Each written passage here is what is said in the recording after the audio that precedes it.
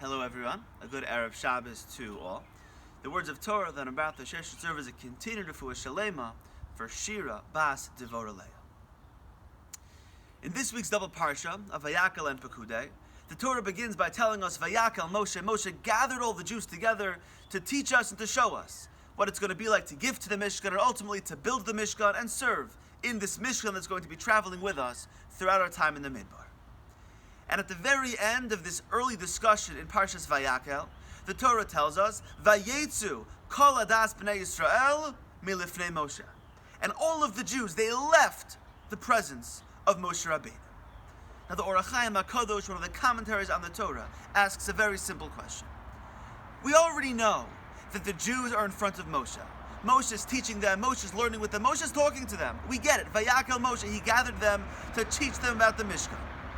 Asks the Or HaChaim, we know the Torah doesn't waste a word, the Torah doesn't waste a letter. Why would the Torah find it so necessary to teach us?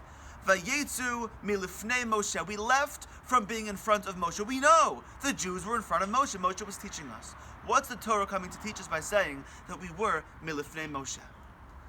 So while the Or HaChaim provides his answers, I'd like to share with you an answer from the Alter of Kelm, one of the prime students of Rabbi Yisrael Salanter, one of the founders of the Musar movement.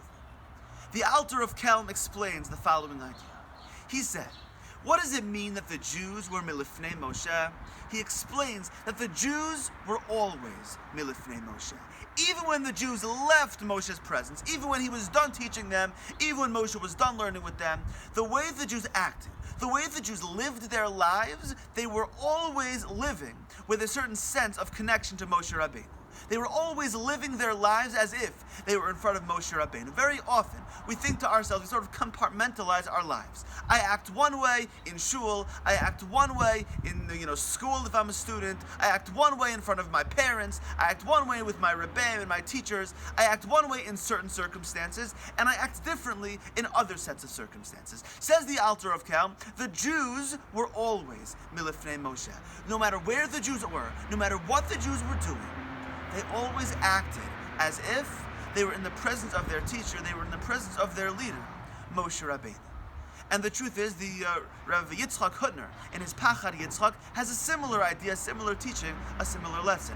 Rav Yitzchak Hutner, in a letter to one of his students, writes that our job in life, our goal in life, is to live a broad life, not a double life. To live a life that everything that we do and everything that we are is all part of one central system. Everything that I do is all part of my desire to ultimately connect to the Ribbono Shel Olam. I don't act one way when I'm playing sports and one way when I'm talking to Hashem. I'm always connecting to Hashem. I'm always acting in a certain way with menschlichkeit, ultimately thinking about how I can connect to the Ribbono Shel Olam, bring him into my life, and ultimately bring him into the world. And that's what the Jews did. They were learning from Moshe Rabbeinu. Says the Alter of Kelm, the Jews may have been walking in the Midbar, doing their own thing, spending time with their family, but at the end of the day, people would look at them and be like, wow, those are students of Moshe Rabbeinu.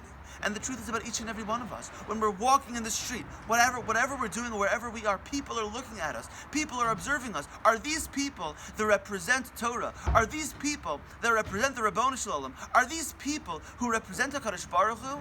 Are these people that they want to emulate, be like, and learn from? Or are these people who kind of rub us the wrong way, who make us not so comfortable, who don't truly represent the light of the Ribbono Shel Olam? And as I continue to share these words in honor of Refuah Sheleimah for Shira Bat Devorah Leah, the truth is this idea of the Alter of Kelm speaks volumes to who Joey and Shira are, people who are constantly representing Hashem in the public sphere, who are constantly making a difference in the lives of others, Jewish, non-Jewish, everyone, helping them, being with them, making a difference in their lives, and representing Hashem and His Torah in a beautiful, uplifting, and inspiring way. And in that merit, may each and every one of us continue to bring Hashem into our lives and to bring Hashem into the lives of others, to be role models to others, to have role models. Just like the Jews had Moshe Rabbeinu, we should have our role models, our teachers, our rebbeim, our parents, our friends, whoever it is, and also represent that light of Torah, represent Hashem in the lives of others who may not necessarily be as lucky we are in that merit. May you bring a complete Refuah Sheleimah for Shira Bat Devorah Leah.